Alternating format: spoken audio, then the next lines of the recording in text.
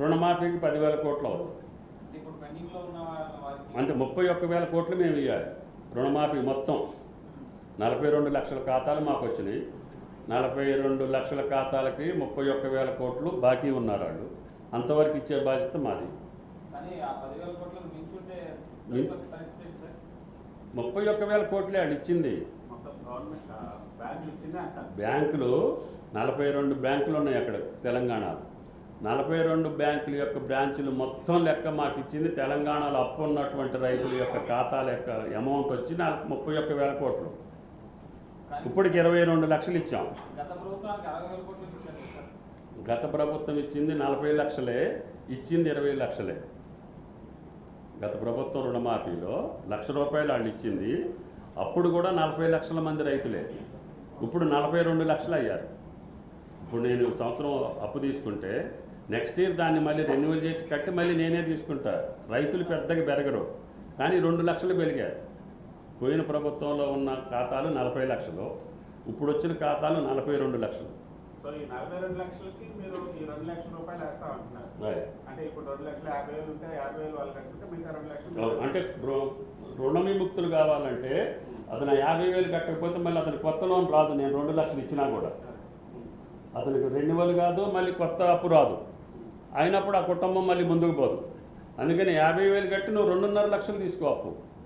కావాలంటే ఇంకొక 50,000 ఎక్కువ తీసుకో, అభ్యంతరం లేదు. కానీ నువ్వు ఆ అమౌంట్ కట్టకపోతే నీకు కొత్త లోన్ రాదు. రైతు క్షేమం కోసం పెట్టిందే తప్ప దానికి వేరేది లేదు.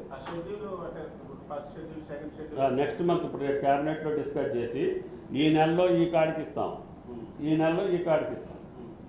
మా వెసులుబాటును బట్టి వాళ్ళకి డేట్ ఇస్తాము. ఆ డేట్ లోపల ఆయన కట్టమంటాము. 2.5 లక్షల వరకు ఈ రోజు వరకు మీరు కట్టండి, మేము కడతామని చెప్తాం. 2.5 లక్షలకి next month 15th last month ఏదో టైం పెడితే ఆ టయానికి మేము ఆ అమౌంట్ వాళ్ళ ఖాతాలో వేయాలి. మీరు చేయకపోతే మేమేం చేస్తాం? మేము పొద్దాకా చెప్తూనే ఉన్నాం. ఇది కాదు, ఇప్పుడు ఇక్కడ ఢిల్లీలో చెప్పిన దానికి ఇప్పుడు 30 సార్లు చెప్పాయి ఈ మాట. చెప్తే మీకు అర్థం కాకపోతే నేనేం చేయాలి? ప్రతిపక్షాలకు అర్థమైనా కూడా అట్లే మాట్లాడతారు. కానీ మీరు అర్థం చేసుకొని కరెక్ట్గా చెప్పండి అని చెప్పి 100 సార్లు చెప్పాం మన వాళ్ళకి. వాళ్ళు రుణమాఫీ, వాళ్ళు ఇచ్చిన రుణమాఫీ ₹1,00,000 అన్నారు. 5 సంవత్సరాలు ఇవ్వాల.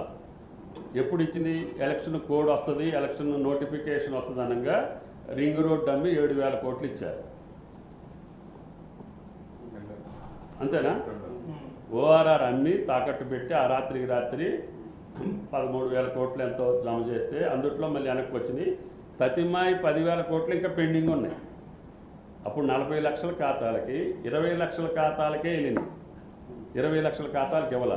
అంటే 5 సంవత్సరాలు ఇవ్వనటువంటి ప్రభుత్వం, ఇవ్వనటువంటి నాయకులు, ఇవ్వనటువంటి పెద్దలు ఇప్పుడు మాట్లాడుతుంటే ఆ క్రెడిబిలిటీ మీ దాంట్లో వస్తే ఆ వార్త మీకు మట్టుకు ఏం క్రెడిబిలిటీ?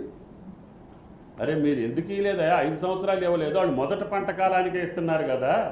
మీరు ఇన్ని అప్పులు చేసి వెళ్ళినా కూడా, ఇంత ఛిద్రమైపోయినా కానీ, ఇంత ఆర్థిక వ్యవస్థ బాగలేకపోయినా కూడా ఒకేసారి 18,000 కోట్లు మీ ఖాతాలో వేసి ఇంకొక 10-12,000 కోట్లు ఇస్తామని చెప్తా ఉంటే మొదటి పంట కాలం ఇది. మేము వచ్చిన తర్వాత మొదటి వర్షాకాలమేగా ఇది. ఇప్పుడేగా పంటలు జరిగేది. మరి 5 సంవత్సరాలు వదిలిపెట్టినటువంటి పార్టీ పెద్దలే ఆ రకంగా మాట్లాడుతుంటే మీరు క్వశ్చన్ చేయాల్సిన అవసరం ఉంది.